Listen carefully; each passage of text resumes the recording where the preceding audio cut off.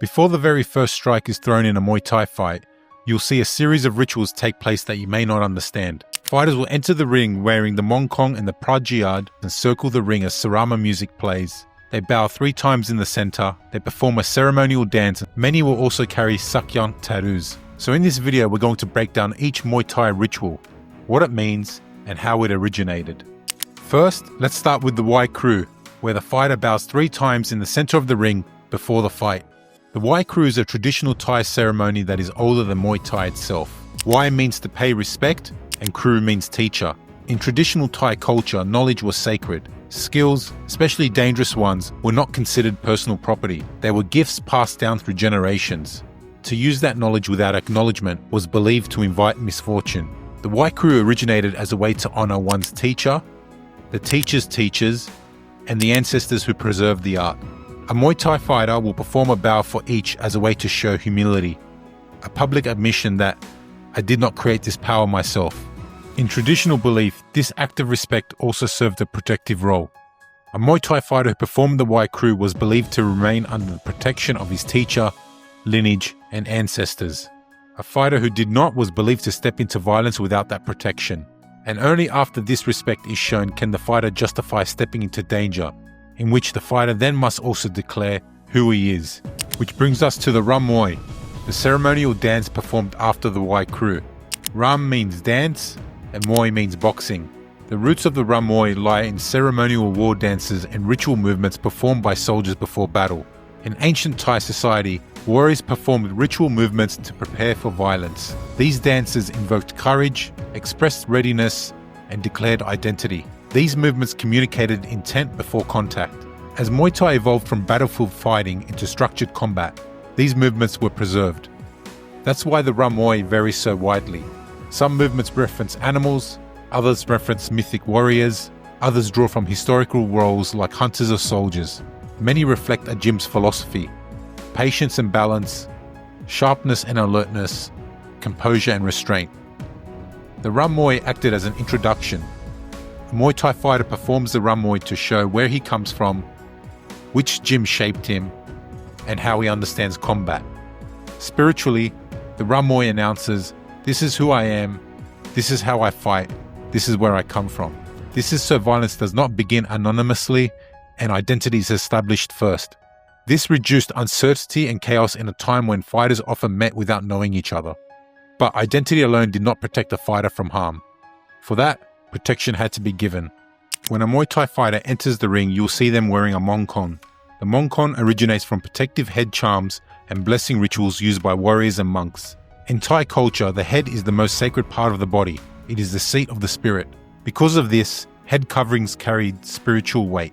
Early warriors wore blessed cords or bands, prepared by monks or teachers, believed to protect the wearer from harm. The Mongkon a Muay Thai fighter wears evolved from these practices.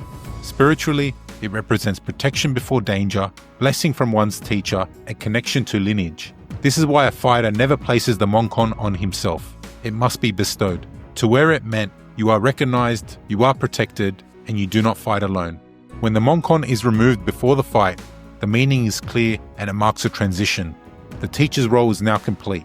The fighter now faces danger on his own.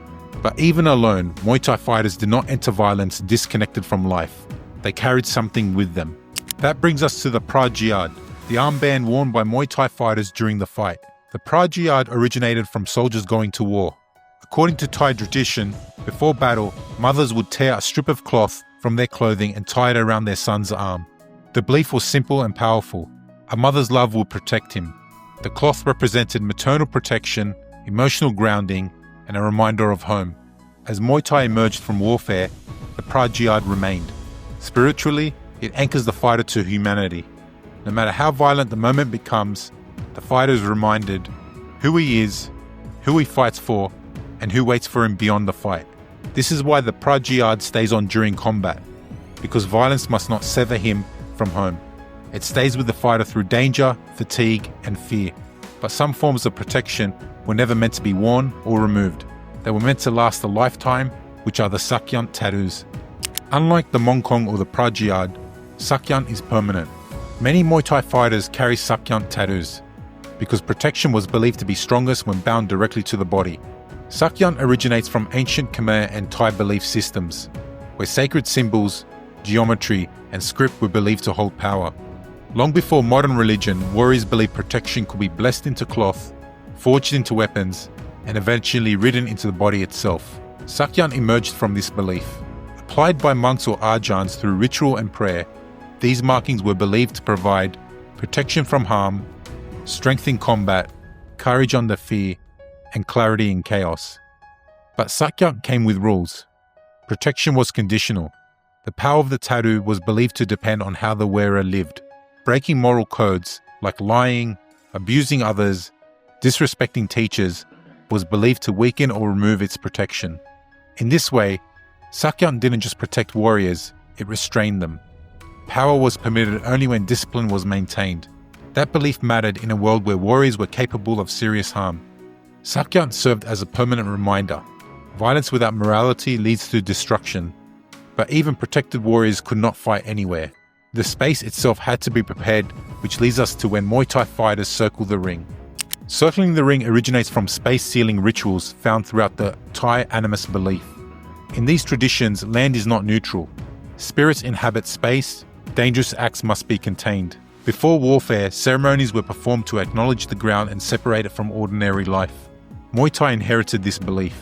By circling the ring, the fighter honors the ground, seals the space, and shuts out the outside world. Once the circle is complete, the space becomes sacred. Only two fighters exist now. Family, crowds, and daily life disappear. Violence is allowed, but only within boundaries. Without sealing the space, violence was believed to spread beyond control. But even sealed space requires guidance. Chaos still had to be restrained, and that role belonged to sound, specifically the Muay Thai music performed during the fight known as Sarama. Sarama music originates from ritual music used in ceremonies and warfare. In Thai culture, sound shapes energy, rhythm guides emotion, music controls escalation. Silence was believed to invite disorder. Before rounds, clocks, or referees, music provided structure. The Sarama reflects balance, momentum, and emotional shifts within the fight. As the fight changes, the music changes. This isn't coincidence. Spiritually, the Sarama guides the spirit of the contest, restrains chaos, and reminds fighters that violence must remain controlled.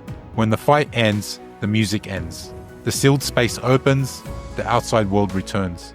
Muay Thai did not begin as a sport. It began as a system for surviving violence. Every ritual came from belief. Respect before aggression, identity before conflict, protection before danger, memory before brutality, boundaries before chaos. And that's why, even today, before the first strike is thrown, these rituals serve as a reminder of where Muay Thai came from.